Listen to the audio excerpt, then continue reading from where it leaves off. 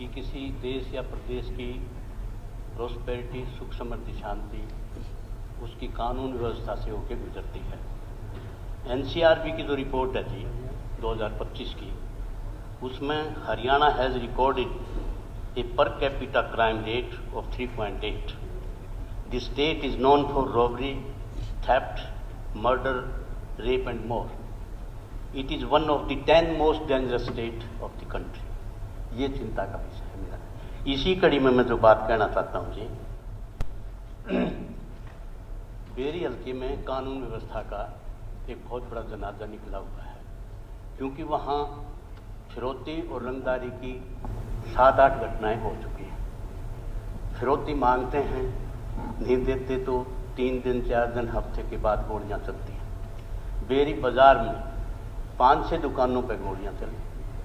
सरेआम शराब है वहाँ, सोने की दुकान, उनको सरेआम बाजार में जो है गोलियों से भून दिया। गुंगा हलवाई की दुकान, उस पर 2 बार अटैक हुआ। 5 दुकानों पर पुलिस बैठी है और 3 जिनको फिरौती मिली थी वो 3 शॉपकीपर जो वो पलायन कर चुके हैं। तो सीरियस मैटर ये है कि भाई इस तरह के हालात हैं। कमेटी का जो चेयरमैन है म्यूनिसिपल कमेटी का, उसको भी 3 गोलियां दागी गई, फिरौती मांगी गई, नहीं हुआ तो 3 गोलियां मारी 5-6 दिन के बाद। तो ये एक चिंता का विषय है। इसका इसी कड़ी में मैं आपको बताऊं, दीगल गांव है जी मेरे हल्के का, 20-25 हज़ार पॉपुलेशन का गांव है और उसमें लड़के फाइनेंस का बिजनेस करते हैं। और वो जो लड़के उसी फाइनेंस के बिजनेस में बहुत उनके रिश्तेदार और बेरी हल्के के बहुत 5-5, 7-7 लड़के हर गांव से जुड़े हुए हैं। उसमें एक जो बड़ा फाइनेंसर था, हंसा सरपंच है, उनका भतीजा था मंजीत अलावत, 6-3 के नाम से जानते थे। वो जो लड़का सरेआम बारात में गया हुआ था, 250 लोगों की बारात, बैंक्वेट हॉल में खाना खाते हुए गोलियों से भून दिया, वहीं ढेर हो गया। इतना बड़ा जबरदस्त दहशतगर्दी वहां मतलब बेरी हल्के में है जी। 3 दिन के बाद संत है वहां एक फाइनेंसर बहुत बड़ा, उसको भी जो है थ्रेट मिला, उसको तो सिक्योरिटी मिल गई। इसमें मेरा कहने का मतलब ये है जी कि आज दीगल गांव जो है वो एक किले की तरह से बना दिया। चारों सड़कें जो वो बैरिकेड कर दी, चारों तरफ पुलिस बिठा दी।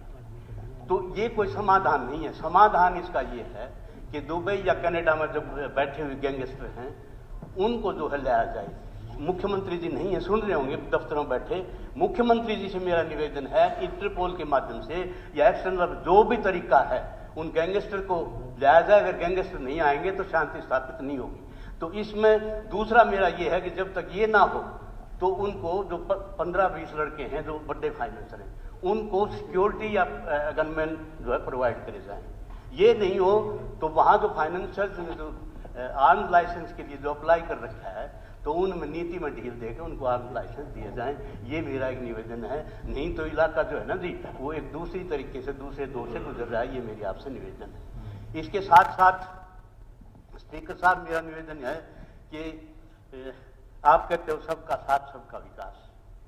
मैं on the floor of the house के माध्यम से कहता हूं कि बेरी हल्के के साथ भेदभाव हो रहा है, क्योंकि विपक्ष का एमएलए होने के नाते डिस्पैरिटीज है, डिस्क्रिमिनेशन है वहां पर।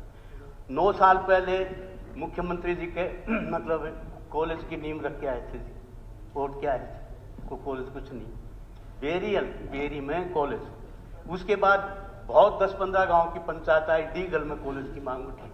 मैंने मुख्यमंत्री जाते हैं जी बजट की राय दो, बजट की सलाह दो, बजट की सलाह दो। जो एमएलए मांग दे रहे हैं जी, मांग पत्र दे रहे हैं हर बजट पे, हर गवर्नर एड्रेस पर अपनी मांग दे रहे हैं, उनको जोड़ो आप। मतलब कोई बैकर थोड़े हैं, हम जनप्रतिनिधि हैं, हमारा राइट है मांगने का। अगर डिस्पैरिटी है तो आवाज उठाने का हमारा हक है। तो इसमें 2 कॉलेज ये थे, उसमें मैंने पीछे भी उठाया था जी कि बेरी हल्के के जो खेतों के रास्ते हैं जी 49 गांवों के वो कच्चे हैं, उनको पक्का करवाया जाए।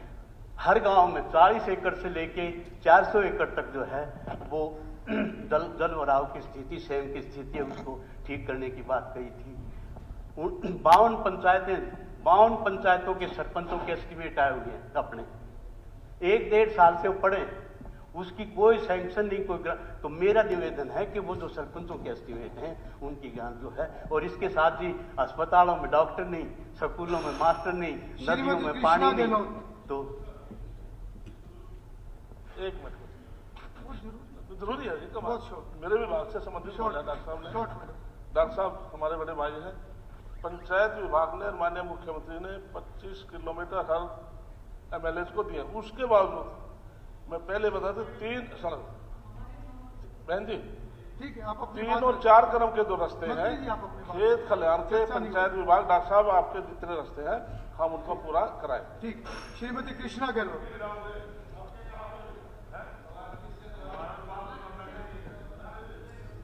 धन्यवाद अध्यक्ष महोदय जी, समय देने के लिए।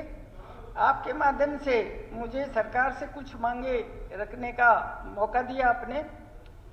राई हल्का आधे से ज़्यादा जी यमुना नदी के साथ लगता है।